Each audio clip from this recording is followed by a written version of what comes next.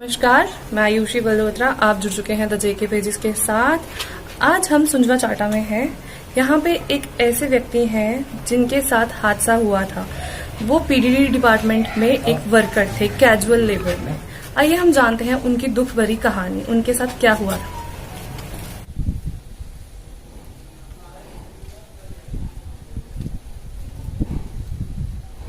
बस ट्रांसफर हो या ट्रांसफर आहो यानी तो कुछ आप कुछ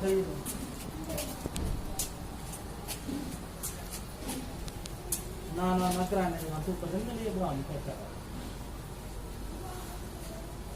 पहला ट्रांसफर में लग गया सोच के दिया नहीं उधर नहीं पड़ा बैठा इससे वास्ते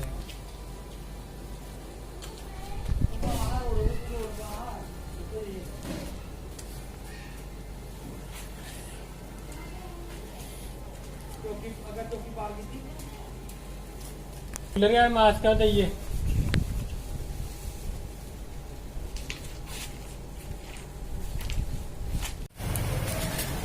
सर, आपके साथ कब हुआ ये हादसा? आपके साथ किस तरह से हुआ, क्या आप हमें बता सकते हैं कुछ?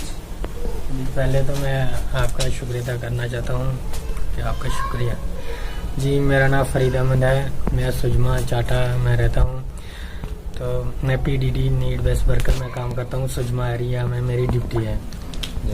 तो ये 7 फरवरी 2018 की बात है कि मुझे जेई साहब ने कॉल किया कि फ्री जल्दी आ जाओ, लाइन खराब है, लाइन काट रही है। मैं सर ठीक है मैं आता हूँ।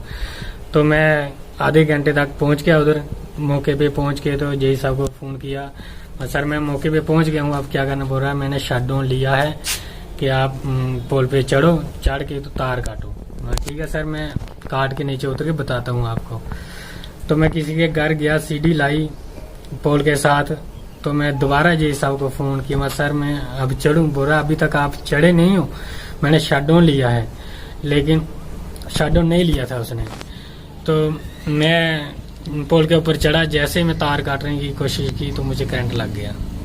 तो मैं उधर ही बेहोश हो गया था, पोल के ऊपर ही बेहोश हो गया था। 11,000 वोल्ट थी तो पोल के ऊपर बेहोश हो गया था। बेहोशी के हालत में नीचे गिरा।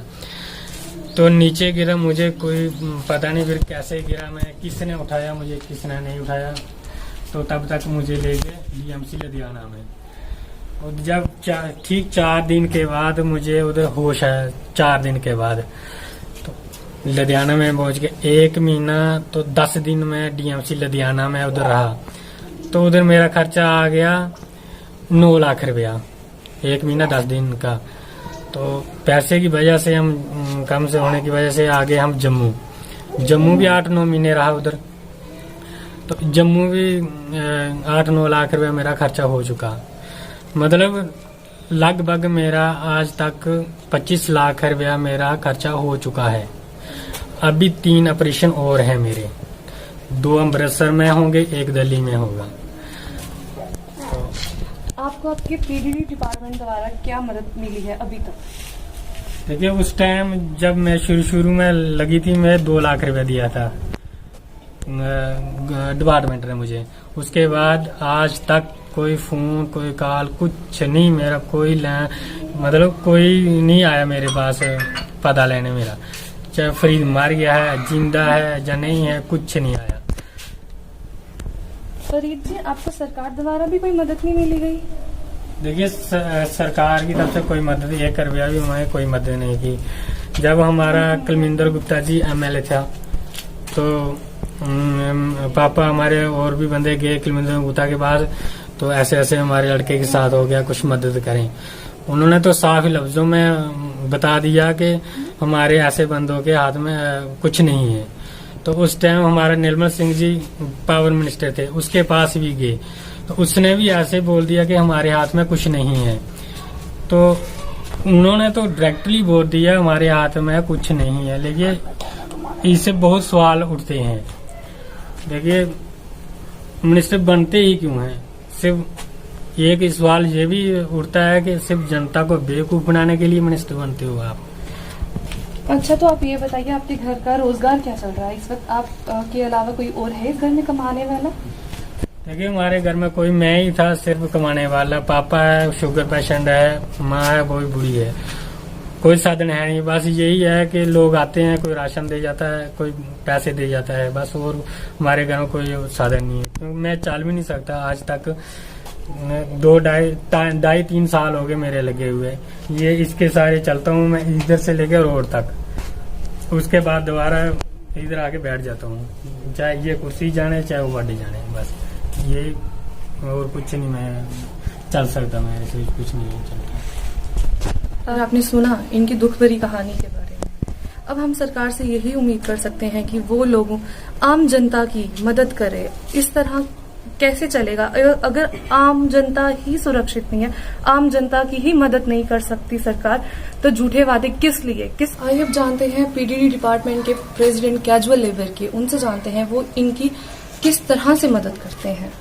पहले तो मैं आपका भी नमस्कार करता हूँ कि मीडिया का मात्र सहारा है कि जो इन कैजुअल लेबर का मसला उठाया जा रहा है, क्योंकि बहुत सारे फ्रीज रहते हैं। हमारे भाई हैं, फ्रीज जी हैं, शाम जी हैं, एक शाम बजालता में हैं, हमारे अखनूर में हैं जोगिंदर पाल जी, जिनकी दोनों बाजू कट चुकी हैं।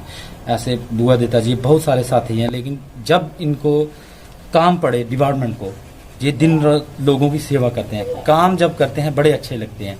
जब इनको करंट पड़ जाती है, ना ही डिपार्टमेंट इनकी बात पूछता है, ना ही सरकार। हम चाहते हैं कम से कम इन कैजुअल लेबर के लिए एक ठोस पॉलिसी बनाई जाए, क्योंकि इनके भी बच्चे हैं, परिवार है। जब एक ही मात्र सहारा परिवार का हो, जो कमाने वाला हो, जब उसको करंट पड़ जाती है, जैसे हमारा फरीद भाई है, अब ना ही ये उठ सकता है, ना ही ये बैठ सकता है ठीक से, ना ही चल पाता है। और इनके 2 बच्चे हैं। अब जब वो स्कूल जाएंगे, फीस कई बार थोड़े दिनों पहले इन्होंने मुझे, जब कोरोना वायरस नहीं था उसके पहले इन्होंने मुझे फ़ोन भी किया था कि मुझे बड़ी प्रॉब्लम आ रही है कि स्कूल से बच्चों को बाहर निकाला जा रहा है।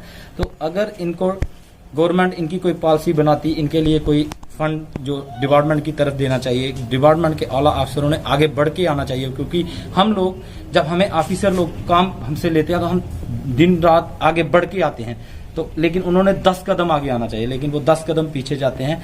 ऐसे बहुत सारे साथी। हम चाहते हैं कि कम से कम एक बहुत बड़ी ठोस पॉलिसी बनाई जाए कैजुअल लेबर पीडीडी के लिए।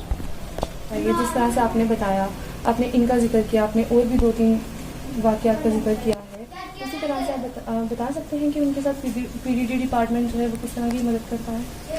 मैं जो डिपार्टमेंट है वो तो कभी मदद नहीं करता। जैसे हमारे बहुत सारे साथी, अब कई साथी है वो फ्रंट पे भी नहीं आना चाहते। क्यों नहीं फ्रंट पे आना चाहते? क्योंकि उनकी बेटियां जवान हो चुकी हैं। अब जैसे बेटी जवान हो, जब वो मीडिया के सामने फ्रंट पे आए, जब उनका रिश्ता हो जाए तो जब ससुराल वाले देखते हैं तो वो रिश्ता तोड़ देते हैं। तो इसलिए वो बहुत सारे साथी हमारे फ्रंट पे नहीं आने चाहते। इसके लिए हमारे डिपार्टमेंट ने, सरकार को तो आना चाहिए। जिस डिपार्टमेंट में काम करते थे वो डिपार्टमेंट सोया हुआ। हम चाहते हैं कि उस डिपार्टमेंट को भी 1-2 कदम बढ़ा के आगे आना चाहिए, क्योंकि अब बहुत सारी परेशानियां हैं। क्योंकि जब बेटी की शादी हो, जवान बेटी हो, उसकी शादी करनी हो, तो ये उसको ही पता होता है जिसके घर में शादी हो। जिस तन लागे वही तन जाने, क्योंकि अब उसी बेचारे को पता होगा वो कैसे कर सकता है। जिसकी बाजू ही कट गई, टांगे ही कट गई, जहाँ मर गया, तो बेचारा कहाँ से शादी करेगा? उसकी जो वाइफ होगी वो क्या करेगी? हम चाहते हैं कि इस पे भी थोड़ा सा गवर्नमेंट को और डिपार्टमेंट को सोचना चाहिए। हम हमारे सिन्हा साहब से अपील करते हैं, क्योंकि बहुत सारे कैजुअल लेबर जो मर गए। अभी हमारा एक साथी 4 दिन पहले जिया लाल जो शहीद हो गया, मतलब पोल पे काम कर रहा था तो वो मर गया। उसके पहले 2 दिन पहले हमारे एक साथी ने खुदकुशी भी कर दी अखनूर पुल से छलांग लगा के। उसकी भी यही रीजन था, उसके बच्चे थे, उसने किसी से लोन लिया था उनकी पढ़ाई के लिए, तो वो लोन दे नहीं पा रहा था क्योंकि हमें पे नहीं मिल रही। 6,500 में 716 में क्या बनेगा, तो उसको मजबूरन पुल से छलांग लगानी पड़ी, वो भी मर गया। हम चाहते हैं कि इस पर भी सिन्हा साहब और गवर्नमेंट, हमारे कमिश्नर साहब रोहित कंसल जी कोई ठोस कदम उठाएं और जल्द से जल्द इस मसले को हल करें। हमारे चैनल के माध्यम से यही कहना है कि पीडीडी और पीएचए डिपार्टमेंट के जो वर्कर्स हैं उनको थोड़ी सिक्योरिटी दी जाए, उन सपोर्ट दी जाए। 6-7 हज़ार में आज के दौर में क्या बनता है किसी आम का? और जिस तरह से ये बता रहे हैं, इनको मदद का कोई सहारा नहीं है। हम यही चाहते हैं जिस तरह गवर्नमेंट बाकी